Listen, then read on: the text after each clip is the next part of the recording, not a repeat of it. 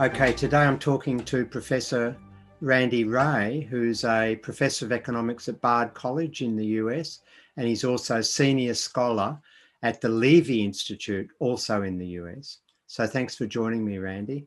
And Randy's one of the original team that started the development of what we now call modern monetary theory. So, Randy, a lot of people have been saying that a lot of the mainstream economists have been saying, well, look, there's just nothing new in MMT. It's nothing to be seen here sort of arguments. What do you think MMT has to offer that we don't get out of the existing mainstream body of literature? Yes.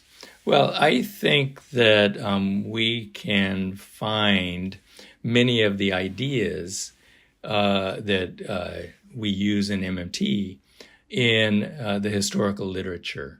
I think if we go back through time, we can see the idea that the state issues the currency and imposes tax obligations in the work of Knapp and also in the work of Mitchell-Innes. We can find those ideas. We can find we can go back and look at writings on the history of money, John Maynard Keynes. More recently, the great book by David Graeber, which also has very similar views to ours about the history of money.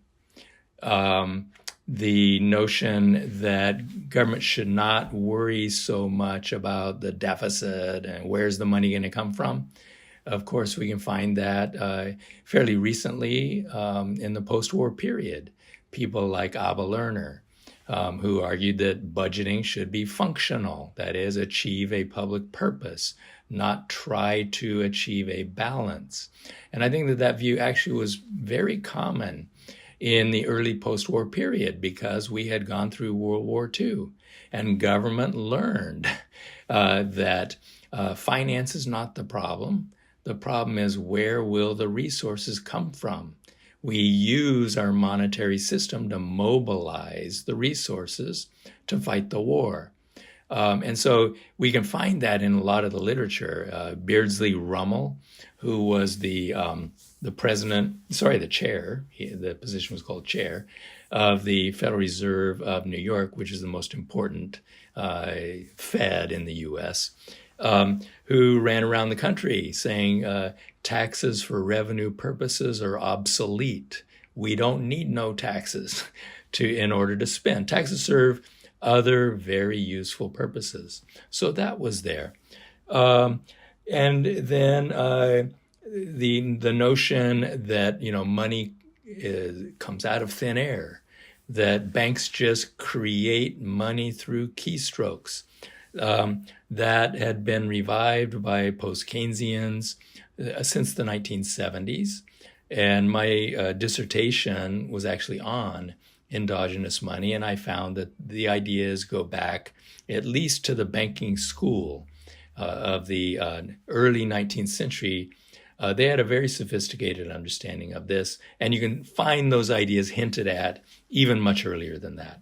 So we call this the endogenous money approach, and MMT adopts this too. So many of those things were there in the literature. What MMT has done is to integrate them in a coherent way.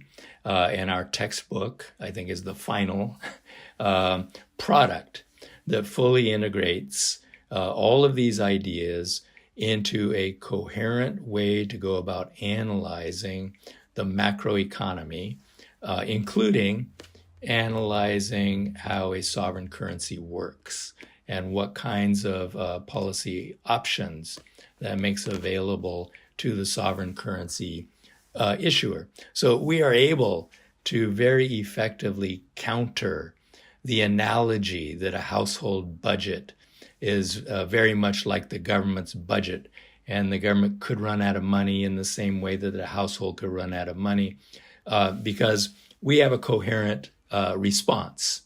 Now, Stephanie Kelton came up with this bird analogy. You have deficit, hawks, you have deficit doves, and then you have the deficit owls.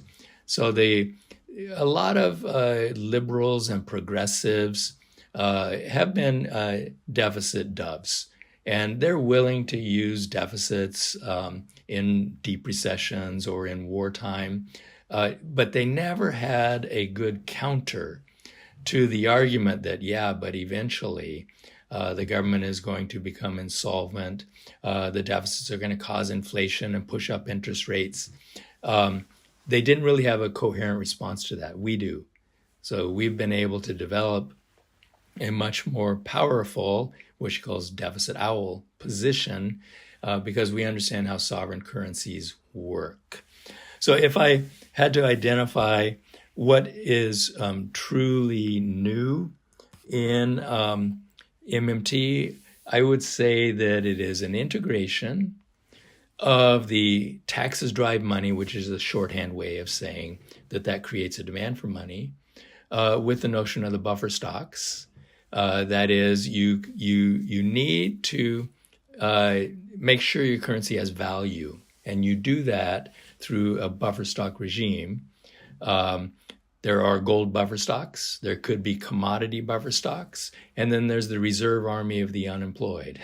So what MMT did was to revive the notion of the employer of last resort, which was talked about in the Great Depression, and make that the foundation of how we ensure that money maintains its value so that we can deal effectively with this great fear, practically hysteria about inflation and the relation of the deficit to inflation, supposedly. The final thing is that really understanding how the government spends. Until we began this exercise, I think it's fair to say, I think this truly is fair, economists had no idea, literally no idea how the government really spends. They thought the government spent tax revenue. Okay, they thought the government borrowed its own currency when it sells bonds. And Warren Mosler, when he first came on PKT back in 1996, exploded all of this. And that has all been incorporated in our approach to MM2. So I think that also is truly new. The final point is that now we have an effective counter to the question, how are you going to pay for it?